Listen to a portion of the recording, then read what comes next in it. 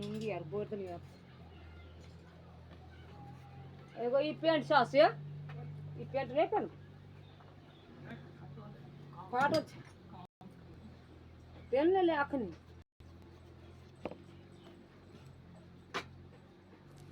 Sharing is caring. दोनों भाई नाश्ते की टेबल पर बैठे थे। प्रियंका, मेरा नाश्ता कहाँ है? भाभी, मुझे भी ऑफिस के लिए लेट हो रहा है। इस पर प्रियंका किचन में से दोनों के नाश्ते की प्लेट्स लेकर बाहर आती है। लो भाई, आप दोनों का नाश्ता। किसी को भी 1 मिनट का सब्र नहीं है। ये प्रियंका का ससुराल है, जहाँ कोई औरत ना होने की वजह से शादी वाले दिन से ही घर के साथ दोनों भाइयों की जिम्मेदारियां प्रियंका संभाल लेती है। दोनों भाई शांति से नाश्ता कर रहे होते हैं कि अंकुश अपने भाई की प्लेट से पराठे का एक टुकड़ा उठा लेता है। आपको पता है ना, मैं खाना शेयर नहीं करता, फिर भी मेरी प्लेट में से खाना जरूरी है क्या? अरे हद हो गई है, मुझे नहीं खाना अब। अंकुर गुस्से में नाश्ता छोड़कर टेबल से उठ खड़ा होता है। अरे ये कैसा बिहेवियर है अंकुर? एक टुकड़ा ही तो है। एक हो या आधा, मुझे भूख लगी है तो ये सिर्फ मेरा ही है। उसे भी किसी के साथ शेयर करने बैठा तो भूखा नहीं रह जाऊंगा। अरे बाबा ठीक है, अब इस पर भी लड़ाई। दूसरा बना देती हूँ, पर प्लीज ऐसे खाना बीच में छोड़कर मत जाओ, इससे अन्न का अपमान होता है। ओ प्लीज भाभी, ऐसी कोई चीज होती ही नहीं है। आपके पास पैसे हैं, खरीदो और खाओ। अगर नहीं खाया जाए तो फेंक दो। अरे दुनिया में सब यही करते हैं। अंकुर बैग उठाकर ऑफिस के लिए चला जाता है, जिसके पीछे उसका बड़ा भाई मायूस सा घर में खड़ा रह जाता है। जिसने बचपन से सोने के चम्मच में खाया हो, उसे दुनिया के बारे में क्या पता होगा। वैसे गलती तो हमारी ही है। अगर कभी बचपन में ही सही गलत का फर्क सिखाया होता तो आज ये हाल नहीं होते। आप फिक्र क्यों करते हैं जी? भगवान है, वो जो भी करता है सबकी भलाई के लिए ही करता है, और जब वो चाहेंगे तो अपनी तरह से अंकुर भैया को भी सब कुछ सिखा देंगे। पत्नी की बात पर विश्वास कर अंकुश भी ऑफिस चला जाता है। सुबह से दोपहर होती है और अंकुर लंच करने ऑफिस के पास वाले रेस्टोरेंट में पहुंचता है, जहां वो एक साथ बहुत सारा खाना ऑर्डर कर देता है। सर, क्या कोई आपको ज्वाइन करने वाला है? नहीं तो क्यों?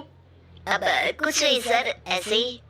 वेटर चला जाता है और कुछ देर में अंकुर का ऑर्डर लेकर वापस आता है, जिस पर अंकुर सब डिशेस में से थोड़ा थोड़ा खाकर बाकी ऐसे ही छोड़कर बिल देकर चला जाता है। वाह भगवान, तेरी माया। कहीं कोई एक एक टुकड़े के लिए तरसता रहता है और ये 5 लोगों का खाना ऑर्डर करके एक का भी पूरा नहीं खाते। ऐसे वालों की माया। वेटर टेबल साफ कर बचा हुआ सारा खाना लेकर रेस्टोरेंट के पीछे घूम रहे बच्चों के पास पहुंच जाता है, जिसे देख बच्चों के चेहरे खिल उठते हैं।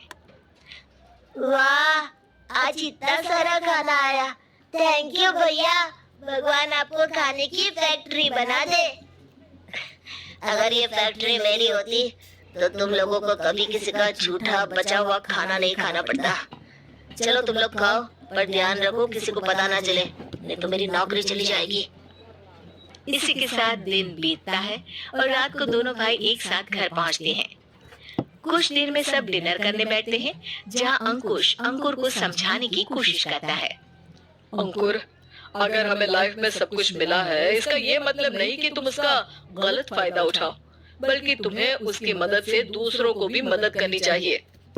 भैया, जिनके पास नहीं है उनकी वजह मैं तो नहीं ना। और ऐसे बहुत लोग हैं जिनके पास सब कुछ है, इसलिए अगर मैं एक इंसान कुछ नहीं करूंगा तो कोई फर्क नहीं पड़ने वाला।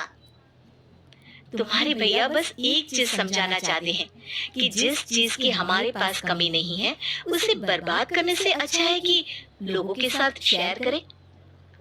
इससे हम सिर्फ सामान नहीं, खुशियां भी बांटते हैं, और इसमें तुम्हारा ज्यादा कुछ तो जाएगा नहीं।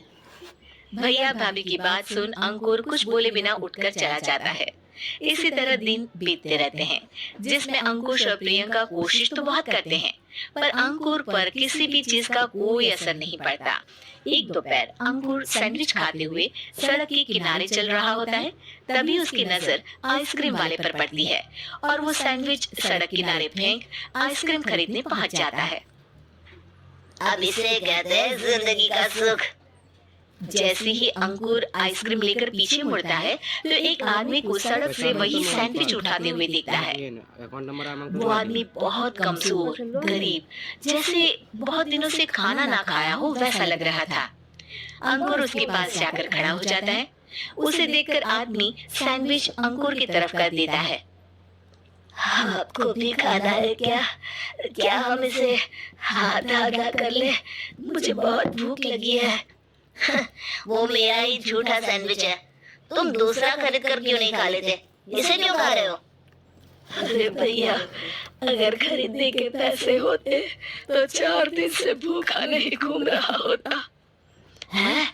क्या तुमने 4 दिन से कुछ नहीं खाया, फिर भी इस आधे सैंडविच को मेरे साथ बांटने के लिए तैयार हो गए? क्यों? अरे भैया, पैसा नहीं है तो क्या हुआ, इंसानियत आज भी उतनी महंगी नहीं हुई और ना ही उस पर अमीर गरीब का टैग लगा है जो हम उसे रख ना सके। पर अफसोस